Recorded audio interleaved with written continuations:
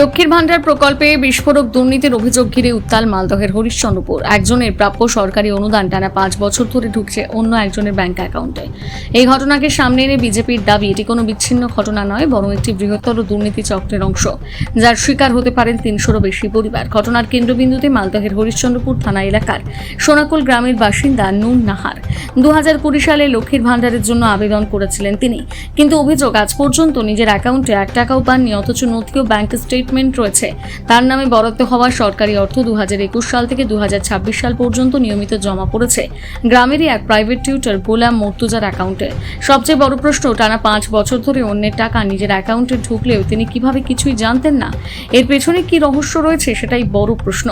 অন্যদিকে নুন নাহার এই বিষয়ে কি জানিয়েছেন শোনাবো। আপনি কি লক্ষ্মী ভান্ডারের টাকা পান? না, টাকা পাইনি। জমা করেছি কাগজপত্র, তো টাকা পাইনি। কবে জমা করেছিলেন? না, অনেকদিন হ্যাঁ জমা করে তো 2020 সালে জমা করেছিলেন? হ্যাঁ। কোন ব্যাংকের অ্যাকাউন্ট জমা দিয়েছিলেন আপনি? State bank. স্টেট ব্যাংকের। কিন্তু আপনি তো লক্ষ্মী ভান্ডারের টাকা পাচ্ছেন, আপনার টাকা অন্য এক কারোর অ্যাকাউন্টে ঢুকছে, আপনি জানেন নাম জানি না, টাকা পাই না তো। না, মানে আপনি জানেন যে আপনার টাকা অন্য কারোর অ্যাকাউন্টে ঢুকছে? আমি কেন বলবো? আপনি জানেন না? আপনি খোঁজ নিয়েছিলেন? ও, আমি অত ভিতরে যাই না, দেখছিলে কি জানি। পাই না তো, পাই না তো, পাই না। মানে আপনি আর জিজ্ঞেসও করতে যাননি কোথাও? না, যেসে করবি বলা কথা জানি না। সরাসরি করেছি। দুয়ারে সরকারে গেছিলেন? গেছিল। আর ওখানে বলেছিলেন, জানিয়েছিলেন? তো হয়ে যাবে বলেছিল, তো কই আমার মাথা লাগাইনি, হয়নি। আচ্ছা আমার কাছ থেকে শুনলাম যে টাকা অন্য অ্যাকাউন্টে ঢুকছে, আচ্ছা। কিন্তু আমি টাকা তো পাইনি। পাননি না? না, যাবো আপনারা দেন তো নিব, পাবো, আর না দেন তো না নিব, না পাবো, এরকম। না, আমি দেখতে পাই না, আমি তো টাকা পাই না, ভিডিওকে দেখতে পাই না। আমার টাকা আমাকে দেখ, এখন ফেরত দেখ, ওর কাছ থেকে নিয়ে আমাকে টাকা দেখ। আচ্ছা। ভিডিও। কি নাম আপনার? আমার নাম নুন নাহের বিবি। নুন নাহের বিবি। এটা কোন গ্রাম? এটা উত্তর। বলছি লক্ষ্মী ভান্ডারের টাকা আপনার অ্যাকাউন্টে ঢুকছে, কি বলবেন? না, এই টাকা যে ঢুকছে এইটা আমি জানতাম না, আপনাদের মারফতে জানতে পেরেছি, যার ফলে আমি ব্যাংকে গিয়ে চেক করার পর দেখলাম যে না, ঢুকেছে। কিন্তু এই ঢোকা বা এই যে টাকা আসার পেছনে এটার কোনো আমার সম্পর্ক নেই। এটার জন্য আর আমি লক্ষ্মী ভান্ডার আমি একজন ছেলে হয়ে পেতে পারি না, এটা আমিও জানি। আর কোনোদিন এটা দেখিনি, যেহেতু আমার ওটা ব্যাংকে, যে ব্যাংকে অ্যাকাউন্ট আছে সে ব্যাংকে ওটা আমার লোনের অ্যাকাউন্ট।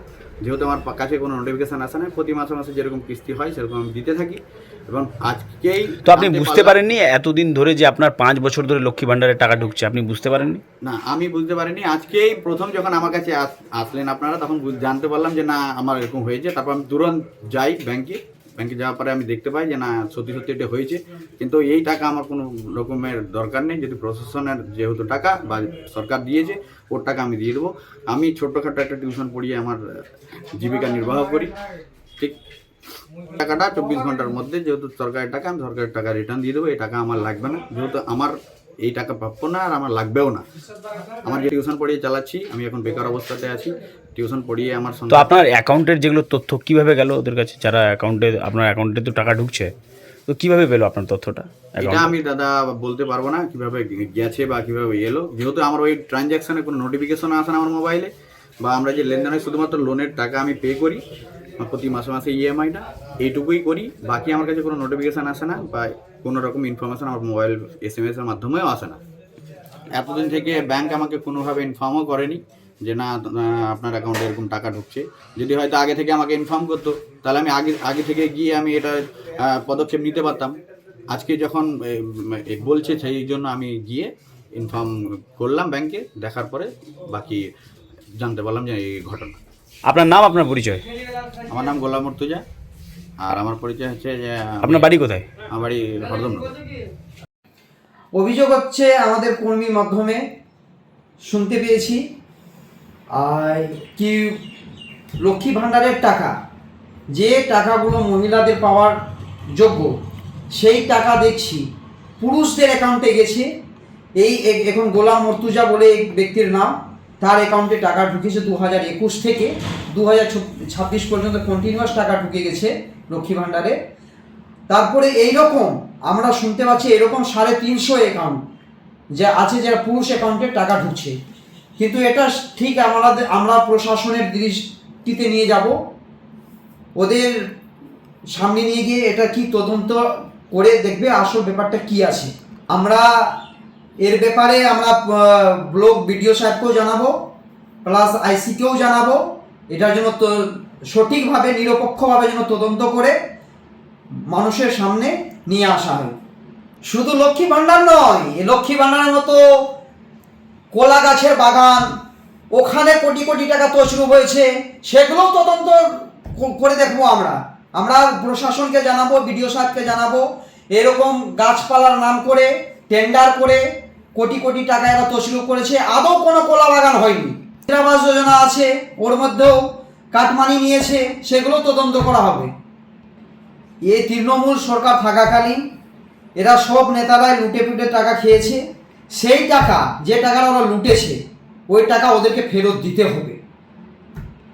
এখন তো ছোট ছোট মাছ বেরোচ্ছে, পুঁটি মাছগুলো হচ্ছে, আর কত সামনে দেখতে যান, কিছুদিন যেতে দেন, তারপর দেখেন কত কত রাঘব বোয়ালের মতো কত দুর্নীতি হয়েছে আপনারা দেখতে পাবেন, সব উঠে আসবে। আমার নাম ওম প্রকাশ ঘোষ। ये तो गलत है। जे लेडीज का पैसा जेंट्स का अकाउंट में घुस रहा है तो ठीक नहीं है। ये जो पहले जो यहाँ का वीडियो था, जो भी था मेरे को आइडिया नहीं है, जो भी यहाँ एमएलए था, ये लोग का मिला भगत है, सब मिल की करा है। मेरा हिसाब से ये लोग मिलजुल की करा है।